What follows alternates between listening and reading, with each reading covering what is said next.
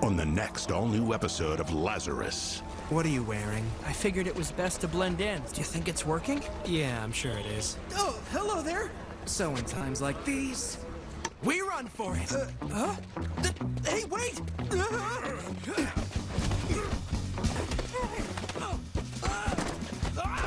let's go. Lazarus. Next Saturday at midnight on Toonami. Next day on Max. Ruby Rose. What is an adorable girl such as yourself doing at a school designed to train warriors? I want to be a huntress You want to slay monsters? more than anything. Well, okay. Oh, I can't believe my baby sister's going to Beacon with me. Please stop. So, what's your name? Blake. I'm Weiss. Jean. Pyrrha. Ren. Nora! Do you honestly believe your children can win a war? I hope they never have to. I couldn't take it, couldn't take it. There another day without you with it. All of the joy that I had known for all my life was stripped away from me the minute that you died. We're supposed to be the defenders of the world. And they will be. But right now, they're still children. So why not let them play the part? It isn't a role they'll have forever.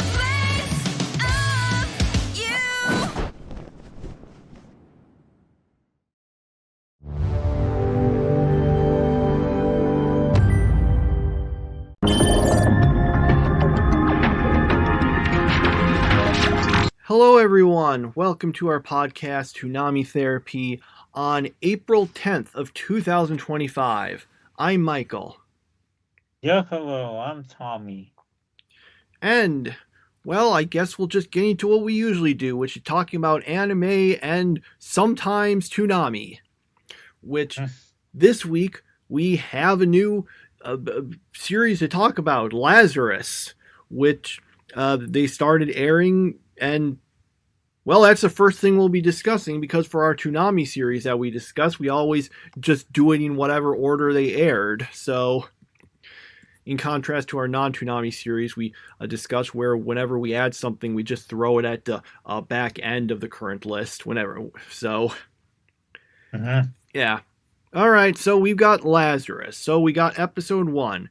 So basically, some guy, Dr. Skinner, invented some super amazing medical pain treatment thing that everyone started using. And then 3 years later, he decided, oh, by the way, so I just set this up so it'll kill all of you in a month unless you find me. Have fun! Okay. Well, I mean, is that more? That's actually even more. That seems even more convoluted than trapping a bunch of people in a game and forcing them to, get to. What was the level? Like the 100. 100. Yeah, 100. Level 100. And they die if they don't get out. Except then, just midway through, they just are like, yeah, we only got to get to 50, and then we beat this guy and we're good. Yeah. Okay, so getting back to this, so that's the setup, and well, that's all the real setup we get for that, because basically most of the episode is about this group trying to recruit this guy who is in prison because they want him to help them out with, finding the guy, because, I don't know, they didn't get to explaining that part yet. But he manages to escape from prison, and then basically the whole episode is a big chase sequence in trying to catch him, and eventually they catch him, and that's basically where our episode ends. Yeah, this episode did a very poor job in telling us whether it was a good or bad thing that this guy was escaping from prison. Like, was he actually a criminal, or was he wrongfully accused, or is it a mixture of both? Gray area? Well, this episode didn't do a good enough job, in my opinion, because it could have at least given us a few more hints than it did. And I just found it completely ridiculous the way he was able to escape from all these people. Like, okay, so we know from next week that his sentence doubles every time he gets caught, which, that doesn't make sense if that was a three-year sentence. But anyway, since he's escaped from prison so many times, I just think whoever's jailing him must be complete idiots, because why would you have to keep on catching a guy 20 times? That at some point you're just gonna end up having to kill the guy. So a lot of this episode I found to be so far-fetched that I had a hard time getting interested in on what the actual plot was, because the things that were happening were so ridiculous that they didn't make sense. So yeah, this first episode is a mixed bag. It had good action, good animation, but not that great of a plot. Yeah, I have some similar thoughts. It looks good. There's good action. I just think the chase. Here's basically what I think they should have done. I think they should have had cut down on the chase sequence. There was enough of that. If they had done that in half the time, that would have been enough to show, yeah, look, we're working with cool animation. We got some good directing here, and then we could have actually gotten some of the presumably important information we're about to get in the next episode in this episode. Mm-hmm. Yeah. And the other thing is, this is like the future. There's better technology we can see in various things. So how is it that he's able to escape? Like, in this future tech, do they not have, ankle bracelets or whatever those things are to find and track people? They don't. Like, after all of those times he's escaped, they don't keep, okay, so he's meeting someone. So you have to, bring... someone wants to meet him, so you have to relax standards a little, but you could just put weights on him or something to make sure he doesn't run off, and then he just manages to. It is kind of weird that so that part doesn't really make that much sense.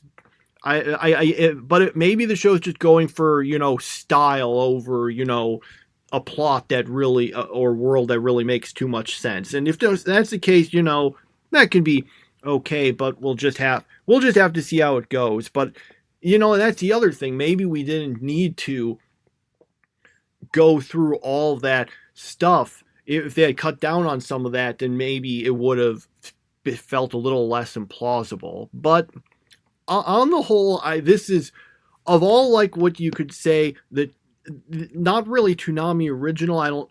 Sure, I might as well call it that, even it's not an official thing. This is I think this is the best first episode we've had in quite some time. Of a Toonami original. So yeah. Yeah, probably. Like the Fooly Cooly sequel, Shenmue, Fena, the what was it? That one with all that was sort of like the CGI. The one it was sort of based on that one movie. What was it called? I'm blanking on it. It had Housing Complex C. No, not that one. But that's another example of the thing I'm talking about. Ninja Kamui. No, Ninja Kamui. Not that one. You checked out of this one midway through, I remember. Oh. No wonder I don't remember. It was Blade Runner Black Lotus. That's what I was talking about. Oh. Yeah, I completely forgot that was even on Toonami. It was a fairly forgettable series. Okay, so yeah, so for now, like, I'm not super enthusiastic, but I'm mildly enthusiastic at least. It looks like on the whole that people have been liking it. Of course, we've only got one episode so far. Things can get worse. Ninja Kamui, I think, actually started out decent, and then it just devolved into nonsense. So, but at least it's a decent start so far. It is a little funny, though, that the series about how this guy makes this miracle cure and then it turns out to be, going to kill everyone airs immediately before Common Side Effects, a series about how a guy finds a miracle cure and there's this conspiracy trying to keep it buried. Mm-hmm. It's just a little weird to have series kind of with the opposite thing with that. So anyway, so we got Lazarus. Then we move on to Blue Exorcist episode. Which episode are we on? 21. 21. We're on 21, I think. Okay, so all right. Let me see if I can remember exactly what happened. So Yukio meets his grandfather, or at least someone who says he's his grandfather, and talks about, hey, he says, here's some stuff about your mother. Oh, she was killed. Okay. So actually, I think we might have already known that, but let's see. Meanwhile, we find out, remember the person who was going around and attacking people in the previous episode? Well, yeah, it's the wife of that other guy, the one who was Neahus, I don't know if I'm pronouncing this right. Whatever, it's his wife, except it's not really his wife because she's dead and she's really just like a reanimated thing who's possessed by a demon, except except maybe she's not completely, because she seemed kind of not evil, so I don't know how all that stuff was working, but basically, but what? I'm sorry. This episode made total sense when I watched it, and now I'm trying to remember how it all fit together. Okay, but anyway, if I remember correctly, she gets killed, all that stuff. So I guess that plot's done. Then some other guy takes over the Knights of the True Cross, as they keep saying it, and make Yukio in the Paladin or whatever. Something like that. Yeah, I'm sorry. This is so jumbled. I watched this. This made sense when I watched it. I'm just not good at explaining it. Mm-hmm. Yeah.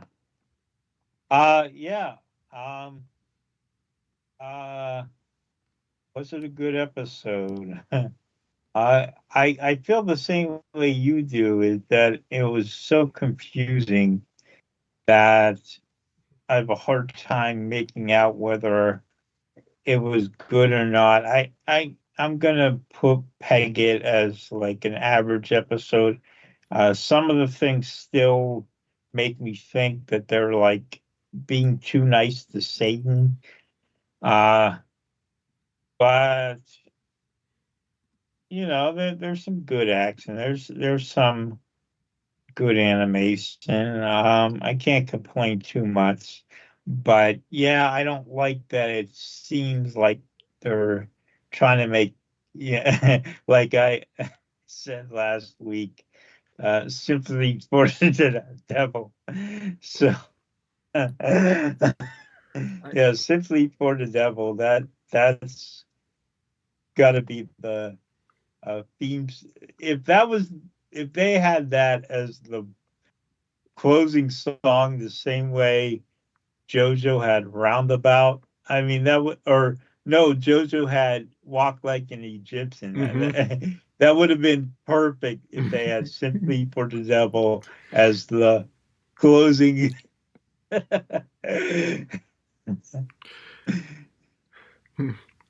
Yeah, I don't really see it like that. I mean, I guess it is. You can say that, oh, some of the guys who are fighting against Satan are presented as bad, but I didn't think it was because of that. I thought the indication was just a case that either they're going too far in their methods or that sort of thing. You know, you can fight against an evil but still not be the greatest yourself, was how I was taking some of that. What was it? I can't remember the exact quote, but I remember Winston Churchill, in explaining, I think, why they were willing to work with Joseph Stalin to fight Hitler, was that he said, well, if Hitler invaded hell, I would at least make a favorable reference to the devil in the House of Commons. He said something like that.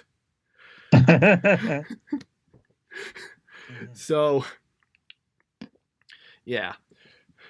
Okay, so I am just still very curious. I just want to know, what's going to happen when we get to the end of this? Will we go to season 2 or not?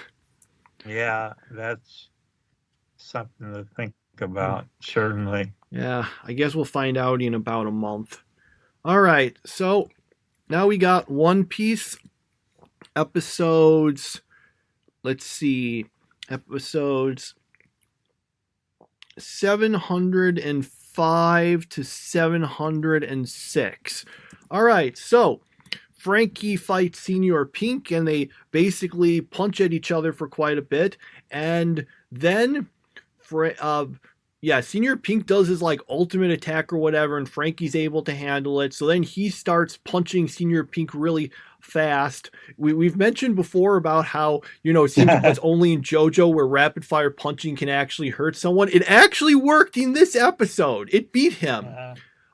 Unfortunately, this is all split up with a very lengthy flashback about Senior Pink's backstory. Basically, he was a pirate, but he fell in love with this woman and married, and they had a kid. But then, she found out he was lying to her about being a pirate because he said he wasn't a pirate. So his kid dies, and she gets some sort of accident that makes it so that she can't remember anything. So he keeps visiting her in the hospital, and he eventually decides to dress Goofy like a baby to try to make her smile, which works, although she eventually dies. And that, I guess, is our explanation for why Senior Pink dresses like a Goofy baby. I don't think it was necessary to have this big of and as heavy of a flashback just to explain all of that. But yeah, so anyway, so after we get through our big lengthy flashback, Frankie wins. Then we cut over to, let's see, Kairos, the guy who was a former, toy soldier who's back to normal now. He's fighting Diamante, and the one who killed his wife and Rebecca's mother. And you might think, oh, this is going to be cool. Rebecca and her father are going to team up together to fight him. He's like, nope, he's just going to do all of it, I guess. And Rebecca just sits around being protected by Robin. Okay. And yeah, that's basically it. Kairos is fighting the guy and trying to deal with his attacks, and that was basically it. Yeah, I think I checked out mentally, not physically, but I checked out mentally about a third of the way through the second episode, and I was just like, this is making less and less sense as things go along.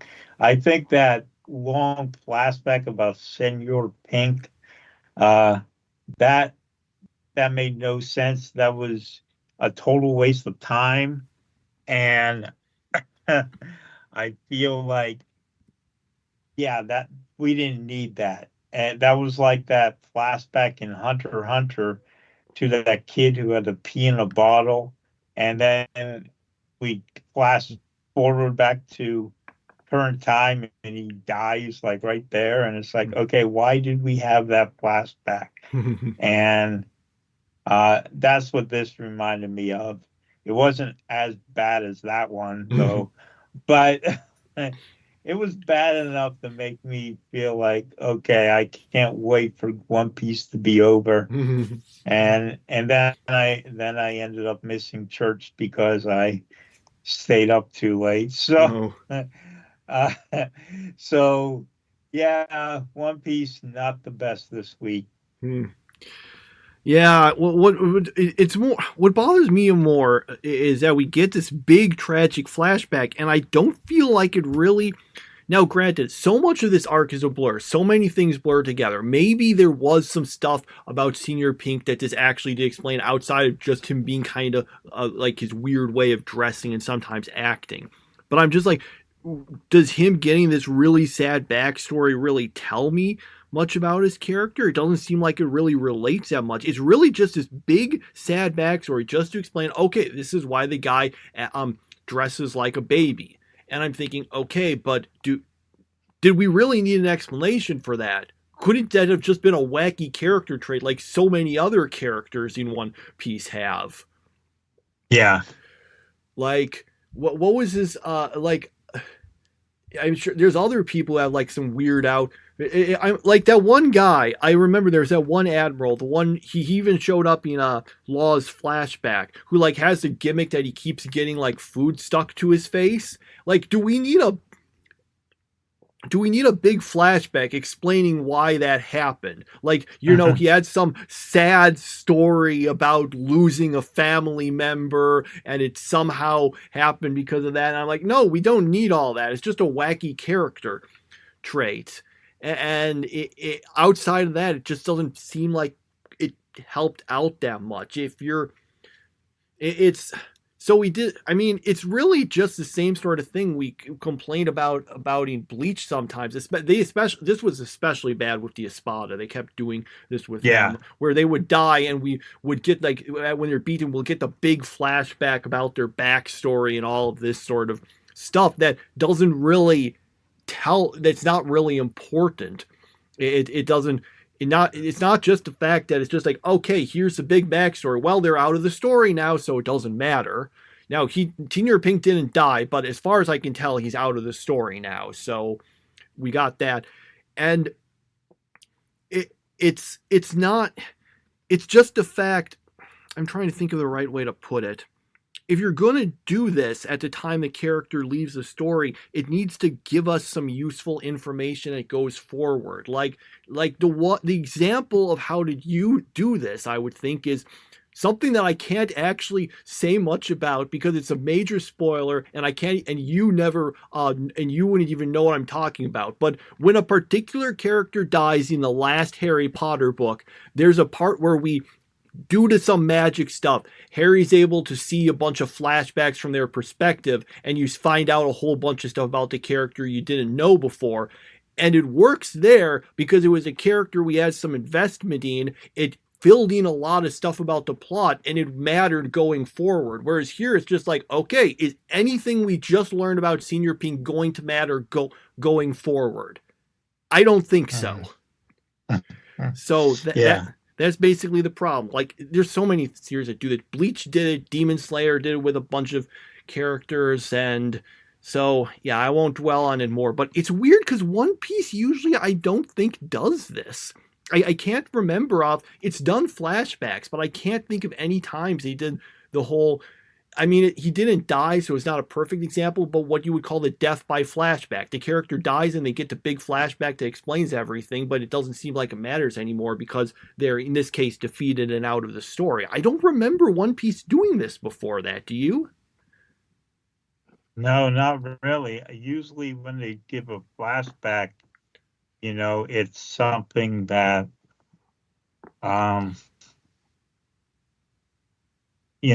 actually matters, Yeah. So, yeah, like Law and Doflamingo's flashback. Yes, they went on too long because of all the padding in the anime, or the stuff about, how Dressrosa was taken over by Doflamingo, all that kind of stuff. Sure, yeah, it went on too long thanks to the anime's padding, and maybe even in the source material it might have gone on a little long, but those all mattered. They explained things. It wasn't like... Imagine if all that stuff we learned about Doflamingo and his backstory, instead of happening when it happened, because we can assume at some point he's going to be defeated, presumably probably by Luffy. Imagine if he's beaten and then we just had all that thrown at us right then instead of earlier. That's the problem, and it's just not something. While One Piece can have overly long flashbacks, just this kind of flashback I don't remember happening before in the series. I might be forgetting something, but I just don't remember it. Yeah, I don't remember it either. So, Okay. Yeah, that is weird. Okay, so we move on to Yu Yu Hakusho, episode 49. Yeah, we're done with the Toonami stuff now. Okay, so Genkai's fighting Shishiwakamaru. Shishiwakamaru does an attack that basically goes around and kills a bunch of people in the stadium. You know, there's so many fatalities in the audience. You wonder why people even go to this. So he does that, but ultimately Genkai's able to beat him because he's able to absorb some of his energy, which lets her use that the technique that reverts her to being younger and stronger, and is able to beat him that way. So after we go through all of that, Kuwabara manages to make it back, and and he's there, and the others go there also, although they just kind of leave Yusuke with Keiko outside of the arena for some reason. They can't, I guess, just pull him with them? I don't know. But regardless, the Kuwabara shows up, and he announces, I can't remember, I just wrote this down because I just like the line, "Ladies and gentlemen and other stuff." Anyway, he gets picked to fight the next guy, and yeah, we don't know what's going to happen there. Yeah. And that's it, right? I think that was it. Yeah. There was in regards to the episode, I actually really liked the part where he's just having the things attack everyone in the audience. There were actually some funny bits there. I like it when Juri, the announcer, just leaves and says they don't pay me enough. Yeah. Yeah, that was funny. Yeah. I like some of the out of the ring things. I didn't like the actual fighting, especially given that, at one point, they actually came out flat out and said that they only want to do one-on-one fighting, which made me think that I was like, okay, this is where Bleach got it from, isn't it? Then I hate whenever teams can easily team up and they decide, no, we're gonna go one-on-one. But I guess under the parameters of this contest, it's okay. So yeah, okay episode. Yeah. All right, so now we move on to Shangri-La Frontier episodes 45 to 46. Okay, so the first of the episodes is that our characters manage to find each other and link up again. Well, except for Rei, who just logs out for some reason. I'm going to guess maybe she had something to do in real life. That was what was implied. So, but yeah, Sunraku, literally, he just finds him just by screaming, "Hey, anyone here?" Which attracts all, the monsters, but does attract the others. So, basically, they all get together. They figure out that that they've only got 164 hours to, I think, beat Katarnid. So they ultimately just figure out who has what days available, so they know when they can all get together to do it. I actually kind of like that, the acknowledgement that yes, they can't actually be in this game all the time. Yeah, that was good. Yeah. All right. Then in our second episode, it's basically, remember all that stuff with Katarnid we were setting up for the last episode? Well, okay, we're just putting all that on pause for now.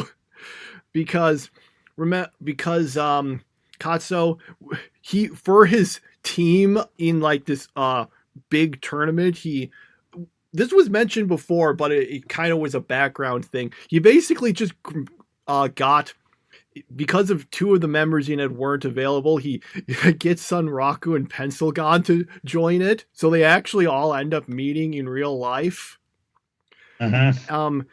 To set it up. Basically, it's this gaming tournament where they're all going to be playing this game. That's a new one, so I get that kind of explains why. Yeah, it's okay. It's okay if you can just grab two newbies, because everyone's going to be kind of a newbie for this. We meet up with the other person on K's team. We get so there's someone in the theme song we know who they are now. Yay! Because she's in it. We also find out who that other girl is, because she's apparently some crazy great gamer from America that's on one of the other teams. So yeah, everyone basically, gets together and there's plans made. And there's a whole lot of wacky nonsense that occurs throughout the whole thing. And yeah, that's basically our episode.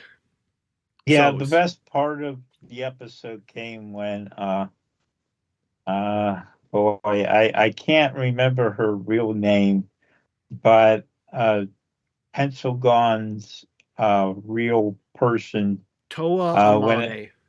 Toa Amane? Okay. Yes, she goes and knocks on the door, and Sunraku's wearing a gas mask, and she can't stop laughing, and then Sunraku, because of that, decides he's not even going to take it off. He's just going to keep on wearing this stupid gas mask around while meeting these other two people, one of them being the girl, the GIRL girl, guy in real life character. That's what I always play as, by the way. I always play as a girl. But yeah, so that second episode was so good, so funny, so interesting that it made me forget about how much I hated the first episode. I mean, I hated that first episode because it was just like, oh, this is the same old stuff. And I completely forgot about it. So hats off to Shangri-La Frontier. I hope this is an arc and not just like a couple episodes, because it has the potential to be pretty good. So I hope it turns out pretty good. But yeah. Yeah, it was fun. The one thing, this is maybe me being nitpicking, but it was a little weird to me because I'm thinking, okay, Pencilgon, she's in real life kind of famous, but she's just, at the hotel without any sort of disguise. Like, yeah. And remember, this is at least, it's not, this is clear, this is the future. They must have people, you can there's so many ways to catch information about celebrities. She should at least be wearing sunglasses or something. So that was a little weird to me, but whatever, that's over. And that hotel seemed like it was deserted. I mean, we hardly saw any other people in that entire hotel, so yeah. Who knows? Yeah, but yeah, it is quite funny. It is nice that Katsuo Pencilgon, they're important again, and it looks like they're going to stay important. So yeah, that's a relief, because I really thought that their interactions with Sunraku made the first season into a good first season, whereas whenever, this first episode last night, it was against Sunraku. He was not only doing everything, but he was doing the commentary on everything. So it was all uh, him doing a play-by-play on everything that he did. And whenever he does that, that just doesn't really attract me to the show. It makes me a little bored. But now that he's got people who aren't like inferior to him, people who can compete with him, that makes for a big difference. And I love seeing him squirm a little bit and be a little uncomfortable because he comes off as super cocky and overconfident. So whenever he gets put in his place a little bit, that's a good thing. So yeah, that second episode was really good. Yeah.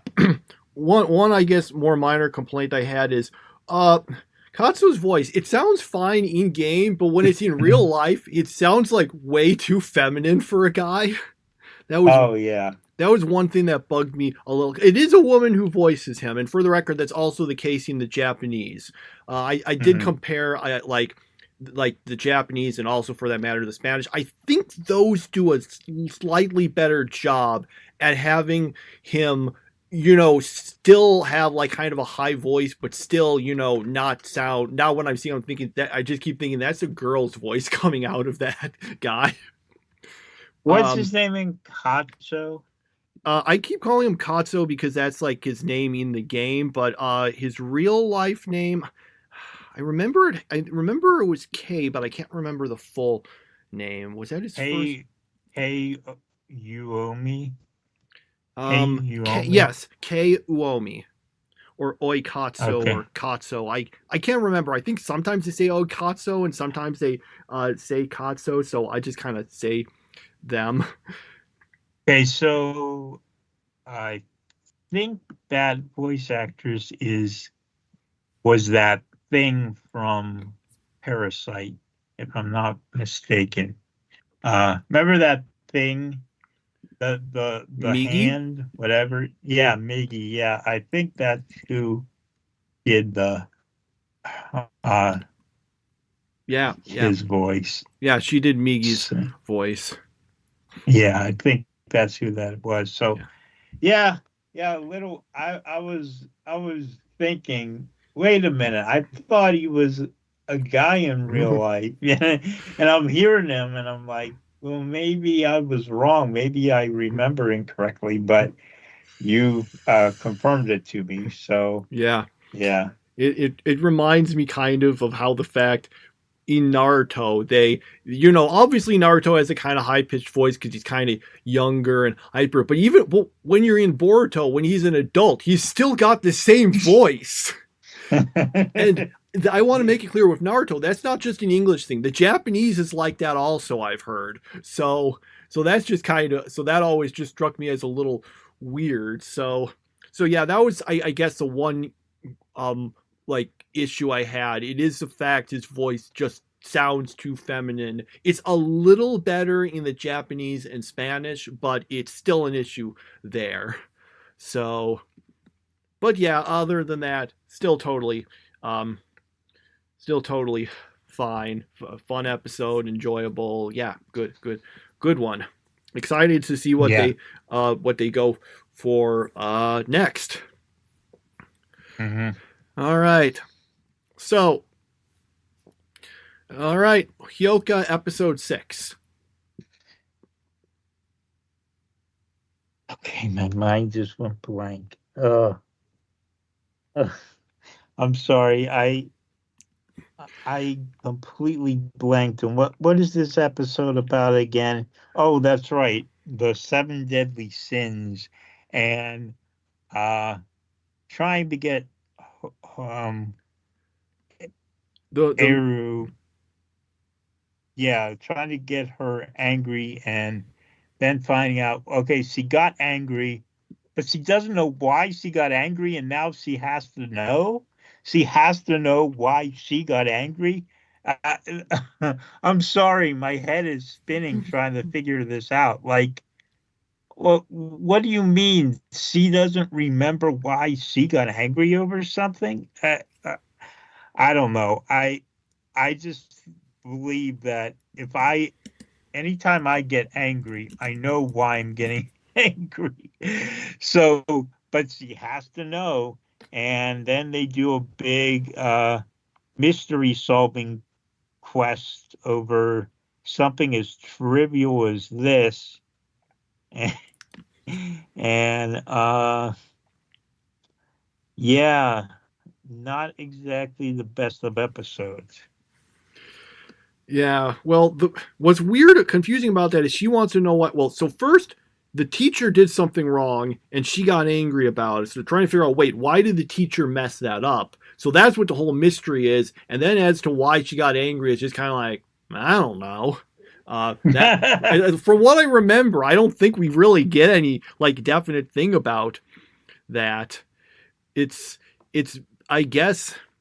Yeah, I don't think they do decide that. I don't know if that's supposed to be some mystery thing about the future that we're going to find out, but yeah, the whole mystery was basically just about how the teacher used the wrong plan by accident, the wrong lesson thing by accident. So one thing I did think was a little funny was when they're talking about the 7 deadly sins, and one of the character says Florence goes, "Oh, I can't remember the rest." And I'm saying, that shows how old this was, because if this took place after the release of Full Metal Alchemist, they would have been able to name it no problem. Yeah. I legitimately wonder how many people know all of them just because of Full Metal Alchemist. Yeah. So and now ReZero has resurrected that trope. Well, before wasn't there an anime actually called 7 Deadly Sins? Yeah, the 7 Deadly Sins. It was a manga. It was made into an anime. Did that predate ReZero? I'm going to check on that. But yeah, let's see. 7. I'm looking. Let me look it up to see when that happened. Okay. Those are like the 3 big cases in anime where it used that motif. Okay, the 7 Deadly Sins manga, it ran from 2012 to 2020. When did ReZero start in web novel form? Okay. ReZero, the 7 Deadly Sins manga started a few months after ReZero was first in web novel form, although, ReZero was originally out in 2012 then, and then it got published as a light novel in 2014, and the anime wasn't until later. So yeah, and actually now that I think about all the Sin Archbishops and stuff, the witches, I don't think all of that was introduced until later on. So yeah, if anything, it would have gotten its ideas from Full Metal Alchemist or the 7 Deadly Sins manga. I don't know if what the author said anything about that. Yeah. I don't know if he said too much about influences. I do know he apparently was he mentioned in an interview that apparently before writing ReZero, he actually wrote some fan fiction of the Familiar of Zero. Oh, really? Yes. Yeah, so he was a fan of that series, and then he just actually made his own original story, and well, that worked out well for him. Yeah. Although the Familiar of Zero was more consistently better than ReZero, although ReZero probably had the better first season, but the Familiar of Zero stayed good through all 4 seasons. So unfortunately, they only dubbed the first season, which seems like a big missed opportunity to me, but yeah.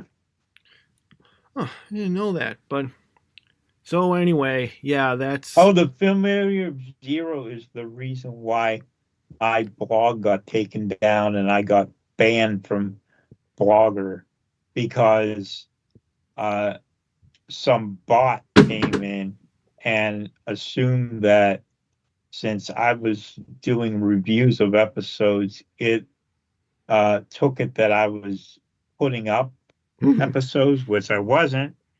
And yeah, my blog got shut down. I got banned from Blogger. I had all this I lost. I almost lost all my blogs. Fortunately, you showed me how to recover them, so I still have them. In fact, not only do I still have them, I've been reusing some of the episode review titles. I've been using them in the second time go around with Bleach, but yeah, so. The Familiar Zero has caused me a lot of trouble in my life, but it still was a good show. Yeah, I'm kind of curious how exactly it compares to the light novel because because the light novel wasn't finished when the anime finished, but I can't remember. Was that when it was sort of on hiatus? Because the author actually died before finishing it, but then they eventually brought out like a final book or two based on notes they left or something. So I don't know if they were basing the final stuff in the anime on that. I did look. It looked like the basic conclusion of the two series looked kind of similar from when I looked them up. So maybe they did. I don't know. Yeah, that was. I wonder, did he get the title ReZero from Familiar Zero? Yeah.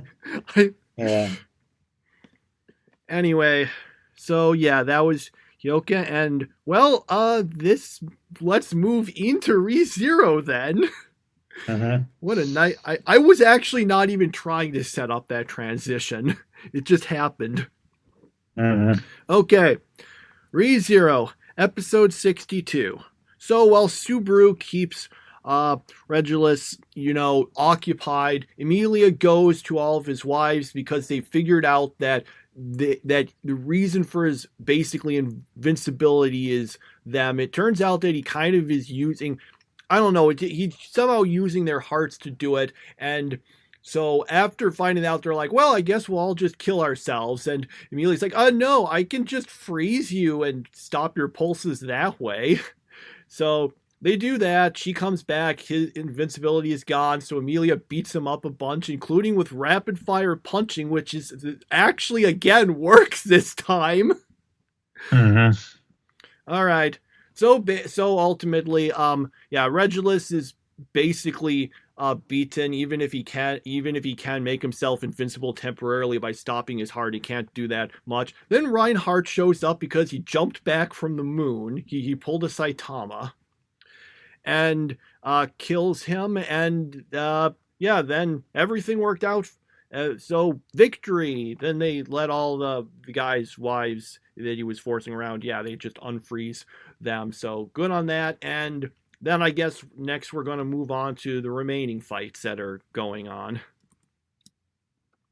And hopefully, Subaru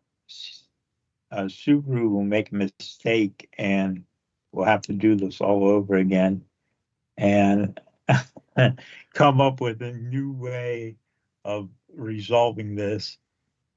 That would be the ultimate troll if they went through all this stuff and everyone's celebrating, and then all of a sudden Subaru dies and goes back to the beginning of the season.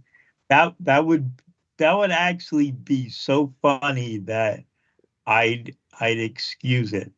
But yeah, this episode had more of the same problems with Emilia that I always have. She comes across as like the ultimate Mary Sue character. Well, not the ultimate, because that would be Rey from Star Wars.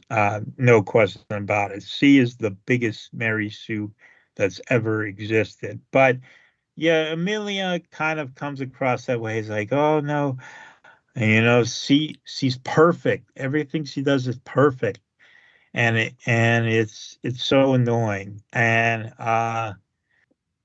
so I was rooting against her, and unfortunately, I lost. But yeah, yeah, it was an interesting battle, and Reinhardt comes back and with like was the most obvious thing ever because he was never shown to be dead, so it was painfully obvious he was going to end up winning this fight. But uh, yeah, so I didn't enjoy it all that much, but it did move the plot along a little bit. So there you go.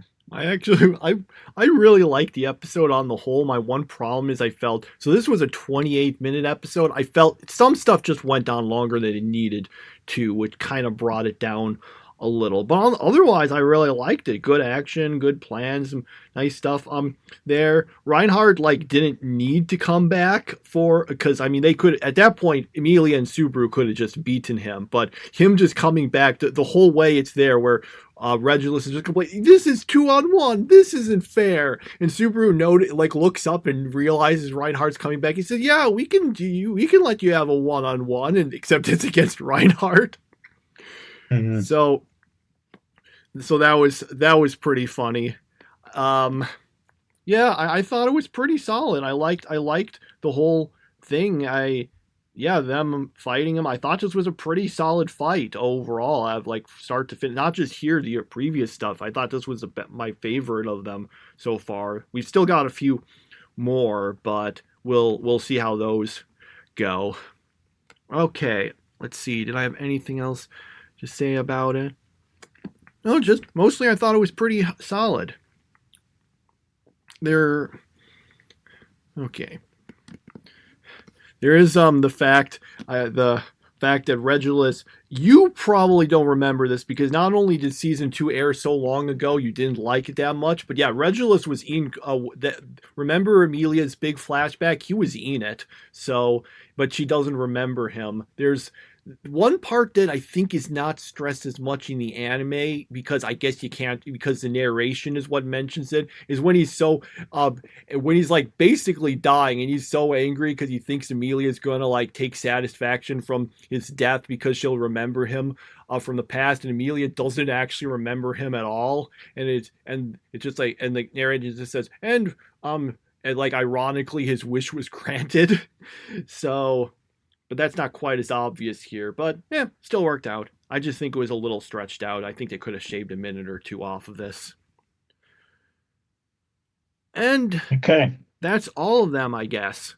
All right, we can give our picks for the top series each week of this week. Yeah. So even though I had a lot of problems with it, Lazarus was still the best thing on Toonami. So I got to give it to Lazarus. And then the non-Toonami, with no help from its first episode, Shangri-La Frontier, pulls it out because I just thought that second episode was so funny and so enjoyable. And best girl of the week, well, I would have given it to the boy we've been speaking about, but he's actually a boy, so I'm just going to give it to Eru Chitanda from Hyouka. Okay, well, for Toonami, yeah, it's Lazarus. There's no contest there. For the non-Toonami series, it's a little trickier for me because it's either going to be Shangri-La Frontier or ReZero. The problem is Shangri-La Frontier's first episode was worse than ReZero's episode, but its second episode was better than ReZero's episode. So I kind of have to try to average them out a bit to figure it out. I think on average I would put ReZero better than the average of the two episodes of Shangri-La Frontier. So yeah, I'll pick ReZero for that. And yep, that's basically it then. I don't think there's too much else to Yeah, we're done with all of those. One thing to mention is that for next week, we will be changing our schedule slightly. We'll still be watching the stuff on Toonami, but we will, instead of watching 2 episodes of Shangri-La Frontier and 1 episode of ReZero, we'll watch 1 episode of Shangri-La Frontier and 2 episodes of ReZero. Because the dub isn't fully out for this season of Shangri-La Frontier, and I want to make sure that we don't, suddenly catch up to it. So, whereas ReZero is completely available. So, we'll at least do that for next week. We'll see how things go for the week after, but that's our current schedule for next week. Okay. Anything else to talk about? Well, I promised I was going to watch 1 episode of Bleach for every day of the year. And, well, I've kept my New Year's resolution because I just made it to episode number 100 of the Bleach anime. And, boy, has this bound arc been going on for a long time. I forgot how long this thing is. But... yeah, someone else had the same idea as me, and a few years ago I found out, like someone tried doing a Bleach in the worst year ever of 2020, but they stopped around 105, 110, somewhere around there, and they're, who knows what happened with that? They just quit doing it. So if I can last another month, I will surpass them, and we'll see if I can keep on doing this for an entire year. Hopefully I can. And actually had 2 out of 3 really good episodes in the last 3 days. Who knows what the next one will bring, but yeah. So I'm at episode 100, and you can follow that at my blog at tommyaphillips.com. Unfortunately, I don't have enough money to buy a domain name for my blog yet. So, and I can't decide on what I want the domain name to be anyway.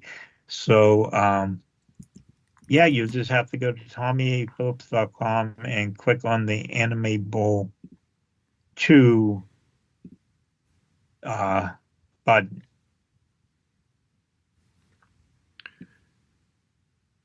Oh, sorry. I thought I didn't quite hear you right. I just thought you said butt, and I didn't hear you said like button. So I was like, wait, so what's he going to say next? Okay. I was just trying to see, okay, so how long was the Bount arc? And because I didn't know like the actual number, and I was looking and I was saying, okay, so it's episode 64 through 109.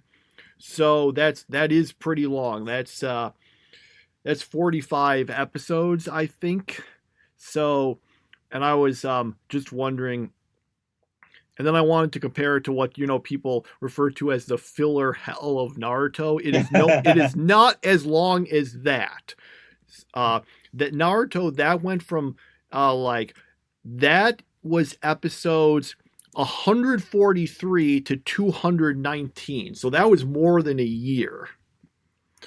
And actually, technically, maybe you could count it back a little more, because I'm looking at animefillerlist.com. Yeah, it starts at episode 143, where it's just filler.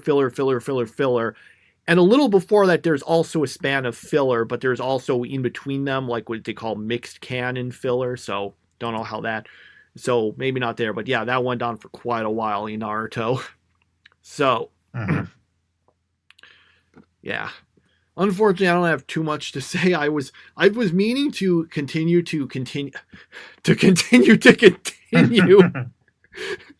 All right. With the 1,000-year Blood War arc of Bleach, but I kind of I ended up having to spend time on other things, so I didn't really get too far in that. So maybe for next week. All right. So I think that's everything. Nothing much else to mention.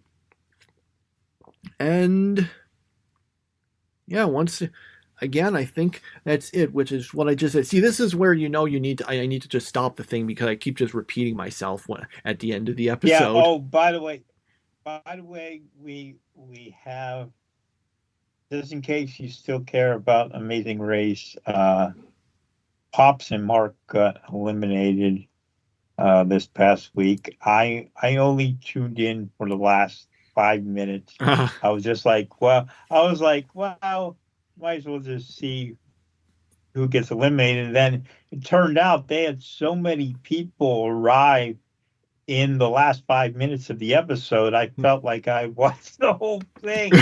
and so they got eliminated. So that's another good team that's gone, and there's not too many teams left worth cheering for. So we'll see.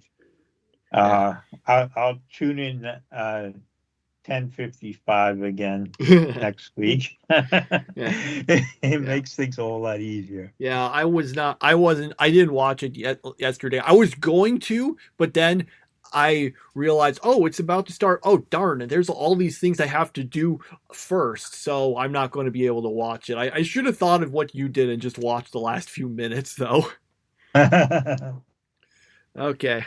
All right. So with that, I said we'll all see you next week for our same stuff, except, 2 ReZero and 1 Shangri-La Frontier episodes. And yes, see you then. Bye. Want to be the first kid on your block to win a brand new H2? Toonami is handing you the keys. 500 second prize winners score a copy of Racing Gears Advance, rated E for everyone. IGN's best racing game with E3 to hone their skills. And one really lucky grand prize winner gets a 2005 Toonami-style H2 Hummer for their very own. All that's missing are the rocket launchers. Just watch Toonami Saturday night from 7 to 11 p.m. for your chance to win. Start your engines.